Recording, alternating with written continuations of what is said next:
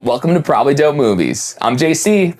And I'm Cude. And we're here to let you know if James Cameron's new film is fire or ash in our review of Avatar, Fire and Ash.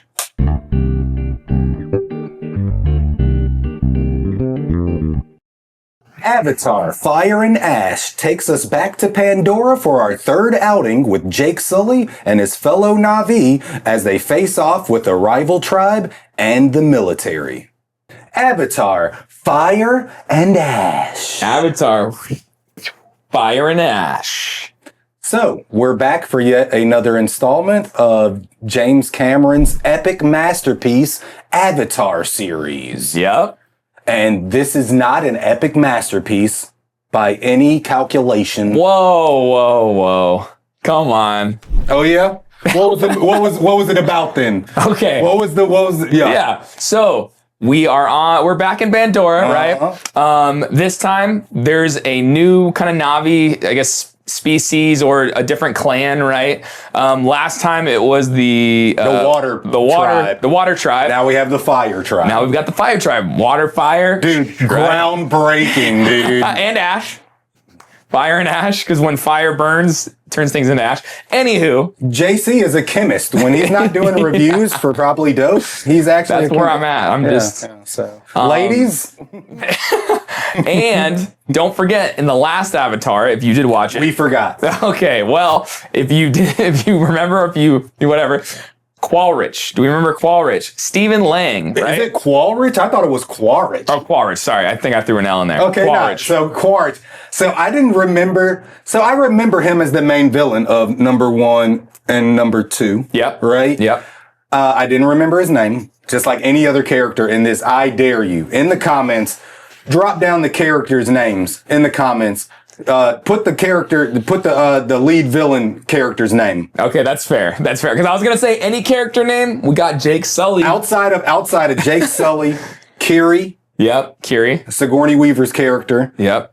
Spider. Yes, Spider, who plays a big role in this film. Yes, this movie is about Spider.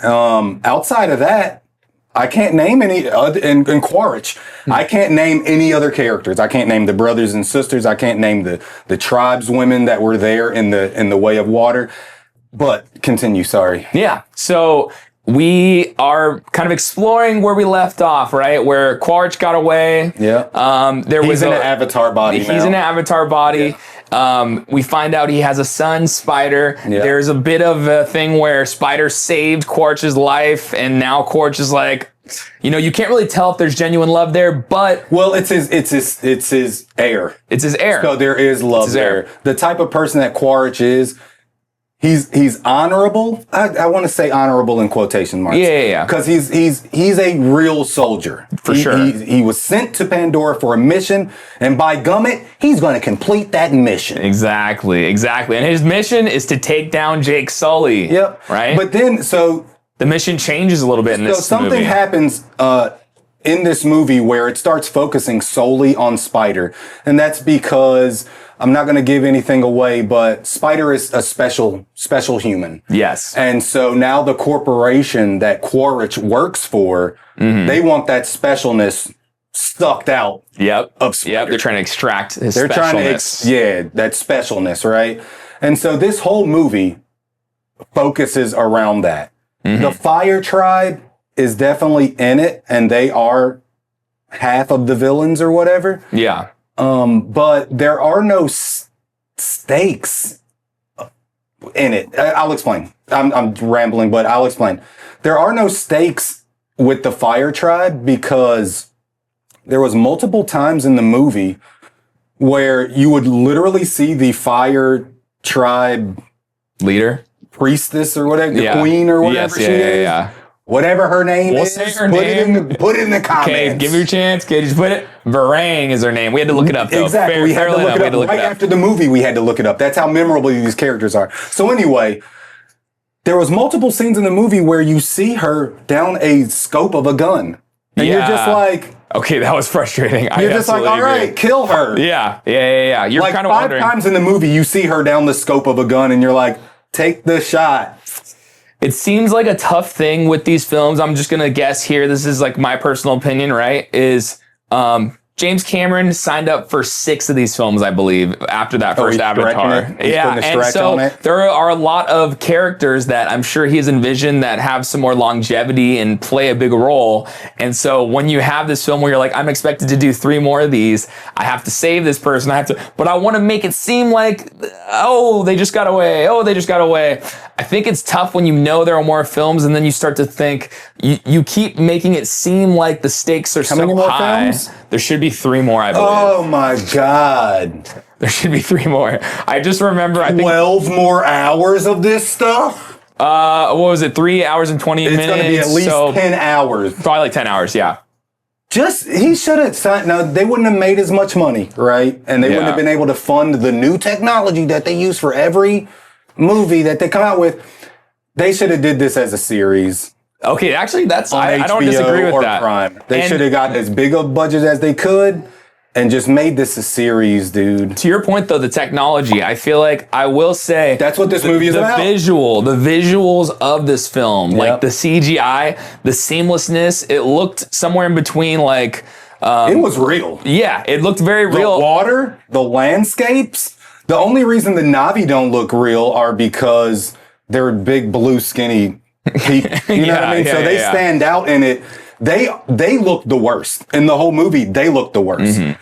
Everything else in the movie looks real. Like, I'm scared that we're living in a simulation right now because if our movies look that good and that's all digital, bro, we in a simulation, bro. Well, right when the movie kicked off, I remember me and Cude looked at each other and were like, what? Like, that's crispy. Yeah. Like, it looked really nice. Yep. And we didn't actually go see this in 3D how it's supposed to be seen. Yeah. There was just too many people. Yeah. So we saw it at the most popular time. We wanted to try to get it as quickly as we could. Yeah. And so, but what I'm hearing online is that everybody says that this is the best 3D looking movie ever. Not best 3D movie ever. Yeah. But this is the best looking implementation of 3D ever. So take that. Yeah. There's only a couple movies that really stood out to me. One was Ready Player One. Another one was Tron Ares, actually. Yeah, Tron Ares.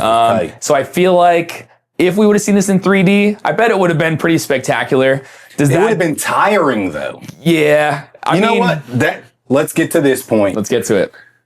This movie is tiring. And I'm not talking about because it's 3.5 hours. I'm not talking about 30 minutes of previews before it, so you're actually in for a 4-hour sit. The plot line is so forgettable. The characters are so forgettable.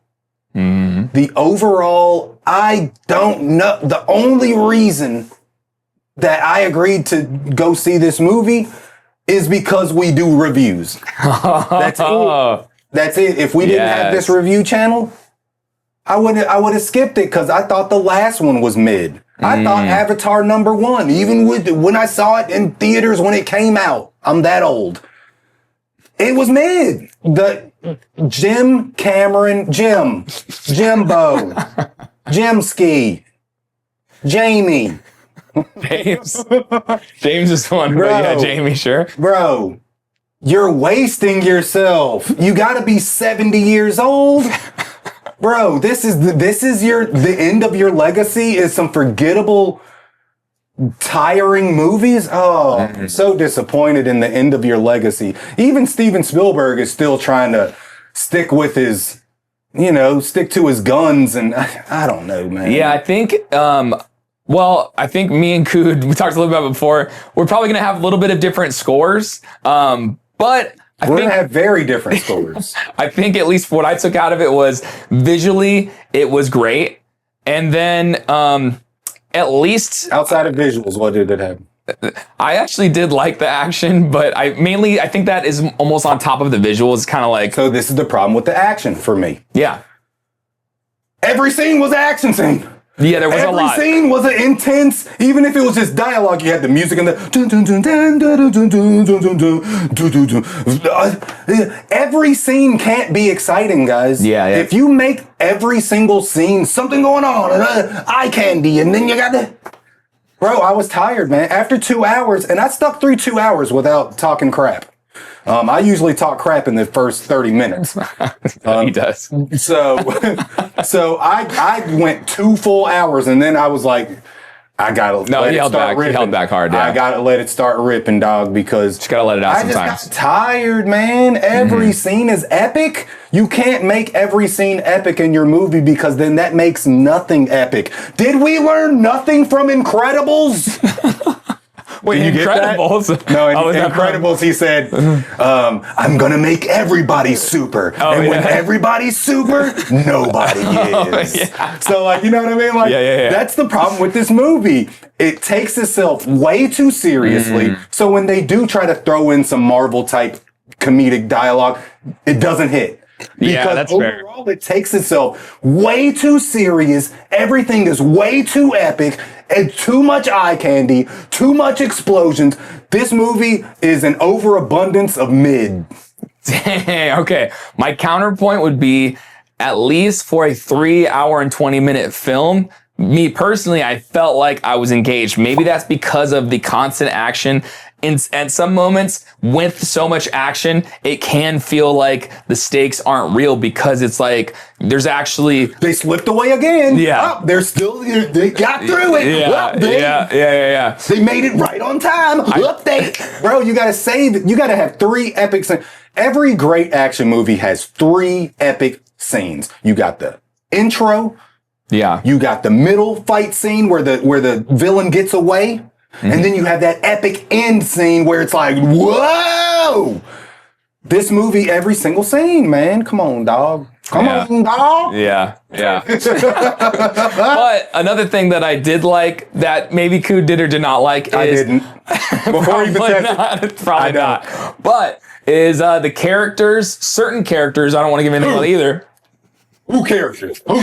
There's a certain character, which once I say this, he'll probably know. It's like certain characters have a level of development where you're constantly trying to figure out whose side are you on? And you're like, oh, you have redeeming qualities when you do this, but then you flip back over to this and you're like, whose side are they on, right? I think I know. And so I feel like that kept me engaged because at least certain characters, you can't rely on one character's kind of journey to kind of have the film work, but at least for me, that kept me feeling like it kept me guessing. Well, I'll tell you what, they put this whole plot and this whole movie behind one of the weakest characters from the last movie.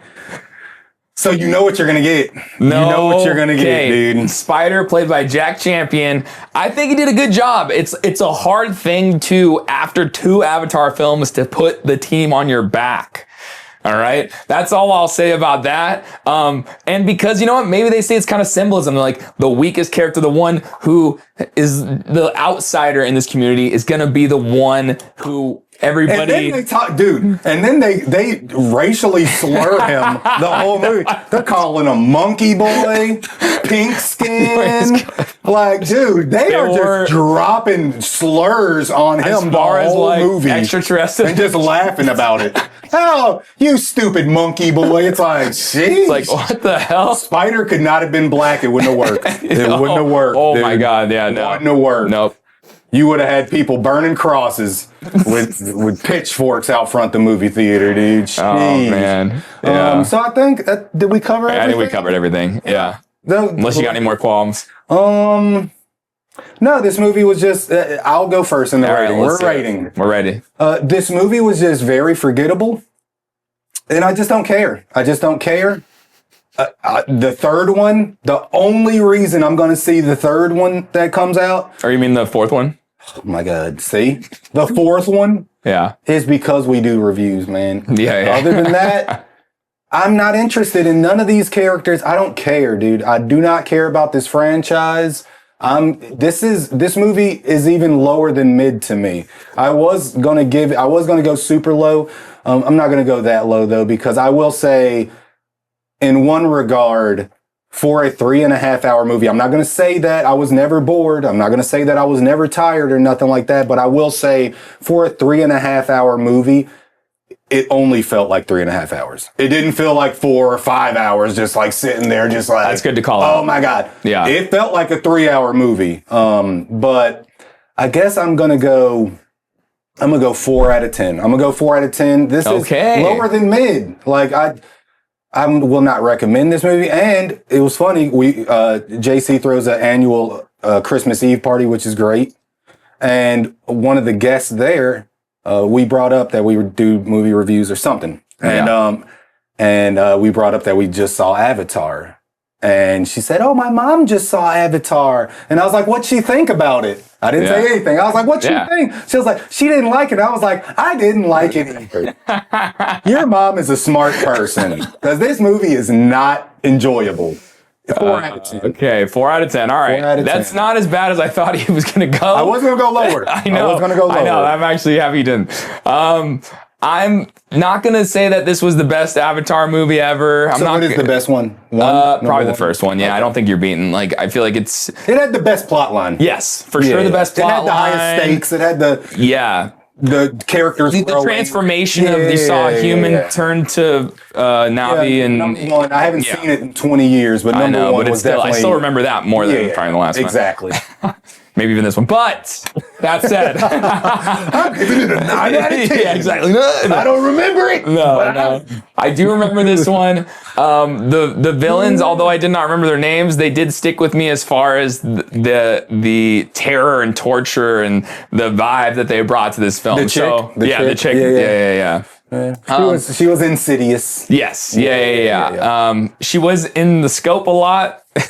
And I'm not saying that as I'm literally saying in like a assassinatable scope. Yeah. And somehow she survived. Whatever. That's beside the point. Every time. That's where I'm losing points. But the visual spectacle, it is that for sure. That's why you go. You go with your family over the holidays. Your family's visiting town. You go with them to the movies to see something loud and flashy. Yeah. And so for those reasons, I'm actually going to go with 6 out of 10. 6 out of 10. So we'll agree on a 5 out of 10. Probably dope score of 5. This movie is mid.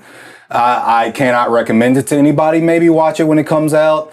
If you already people are saying that this is better than Way of the Water, and I feel like they're the same level. I feel like they're the same level. They're probably about the same level too. I felt the same leaving theaters. I saw Way of Water with Mariana in 3D on shrooms. I think it was we were having fun. If you're in 3D, it's and I had the same feeling when I left this one as The Way of Water, and I was just like, bruh.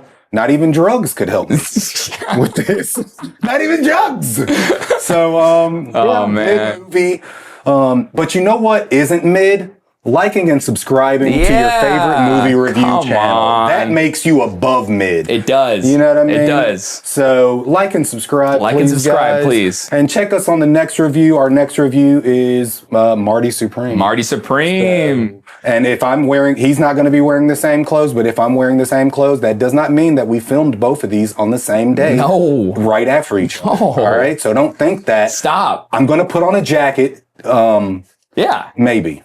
It's getting kind of stuffy in here. So, but thanks for watching. I'm Cude. I'm JC. And we'll catch you next time. Ski woo! And why is every Na'vi like of their tribe? They're Hawaiian. Was there a Hawaiian that went there first to give them all the lingo and all? Hey, cuz. Hey, brother. I feel like, bro, why are they Hawaiian? Well, because it's the water tribe, maybe. But why do they have a culture from a planet that they've never been to and have never met anybody from? They were Hawaiian. They were Hawaiian before Earthlings got there. So maybe Hawaiians got it from them. That's how good this movie is, dude. That's how good. Oh yeah, they were looking at the stars, and they got their. Well, people can't be the same culture. Can't have the same culture. Oh my god! So yeah, this movie is. Go see it. Go see it, guys. Thanks for watching. Go see it. Peace. See ya.